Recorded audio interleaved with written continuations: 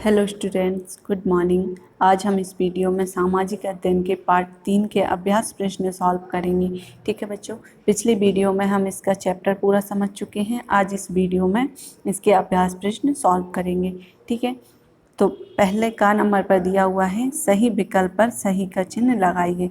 तो बच्चे यहाँ पर हमको 3 ऑप्शन मिलेंगे, जो हमारा सही होगा उस पर हम राइट का निशान लगा देंगे। ठीक है, तो पहला प्रश्न है, घर मुख्यतः कितने प्रकार के होते हैं? नंबर 1, 2, नंबर 2 पर दिया हुआ है 4, नंबर 3 पर दिया हुआ है 6। तो बच्चों, घर मुख्यतः कितने प्रकार के होते हैं? 2 प्रकार के। तो हम इसके जो फर्स्ट वाला ऑप्शन है वो सही हो जाएगा, उसके आगे हम राइट का निशान लगा देंगे। ठीक है, आगे दिया हुआ है प्रश्न नंबर 2, जो घर एक स्थान पर अस्थायी रूप से रहने के लिए बनाए जाते हैं क्या कहलाते हैं? तो बच्चों, जो घर एक स्थान पर अस्थायी रूप से रहने के लिए बनाए जाते हैं, पहले नंबर पर दिया हुआ है स्थायी घर, दूसरे नंबर पर अस्थायी घर और तीसरे नंबर पर कच्चे घर। तो बच्चों, इसमें जो हमने ऑप्शन लगाया है स्थायी घर वो गलत है। इसका जो राइट आंसर क्या हो जाएगा? अस्थायी घर।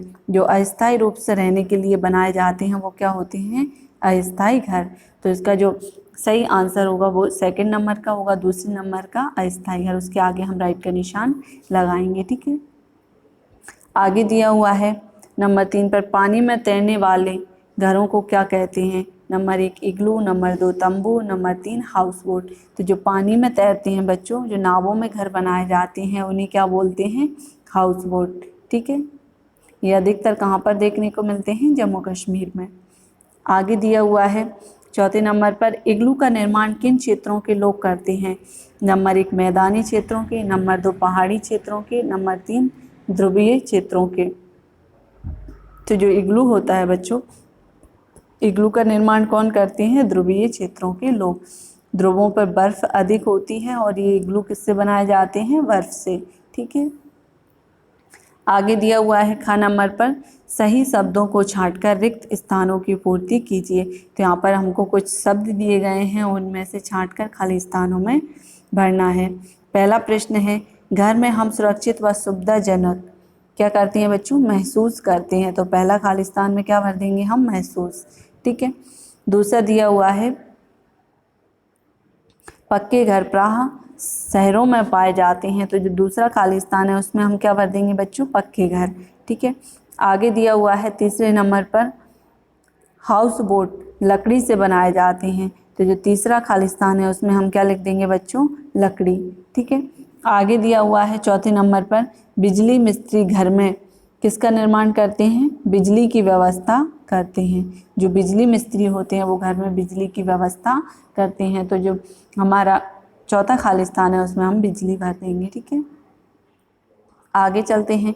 ग नंबर पर दिया हुआ है, सही कथन के लिए सही का तथा गलत कथन के लिए गलत का चिन्ह लगाइए। ठीक है बच्चों, तो पहला प्रश्न है, स्थायी घर 2 प्रकार के होते हैं।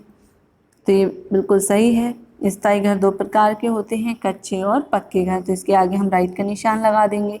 दूसरा प्रश्न है, कच्चे घर सीमेंट, सरिया आदि से बनाए जाते हैं।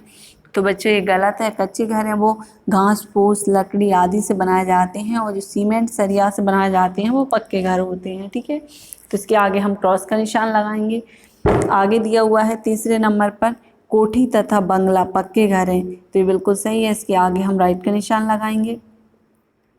चौथे नंबर पर दिया हुआ है, तंबू मोटे कपड़े से बनाए जाते हैं। तो ये भी बिल्कुल सही है, इसके आगे भी हम राइट का निशान लगा देंगे। ठीक है, आगे चलते हैं, सही मिलान कीजिए। तो यहाँ पर हमको जोड़ियाँ मिलाना है। वास्तुकार क्या करता है बच्चों? घर का नक्शा बनाता है। ठीक है, तो इसको घर की नक्शा बनाता है से मैच करेंगे। दूसरा है राजमिस्त्री क्या करता है बच्चों? घर का निर्माण करता है। प्लम्बर क्या करता है बच्चों? जल की व्यवस्था करता है। तो इसको हम इससे जल की व्यवस्था करना से मिला देंगे। फिर आता है चौथे नंबर पर, पेंटर क्या करता है? दरवाजों पर रंग रोहन करता है। ठीक है, तो ये हमारी जोड़ियाँ कंप्लीट हो गई। आगे चलते हैं। ड़ नंबर पर दिया हुआ है, निम्नलिखित प्रश्नों के उत्तर दीजिए। तो इनके जो प्रश्न हैं उनके उत्तर बच्चों हम नेक्स्ट पेज पर चलते हैं। पहला प्रश्न है, स्थायी घर किन्हें कहते हैं, उदाहरण सहित लिखिए। तो बच्चों इसका उत्तर होगा, जो घर एक ही स्थान पर स्थायी रूप से रहने के लिए बनाए जाते हैं उन्हें स्थायी घर कहते हैं। उदाहरण कच्ची घर, पक्के घर। ठीक है, तो स्थायी घर क्या होते हैं बच्चों, जो एक ही स्थान पर स्थायी रूप से रहने के लिए बनाए जाते हैं उन्हें हम स्थायी घर कहते हैं। ठीक है, आगे चलते हैं।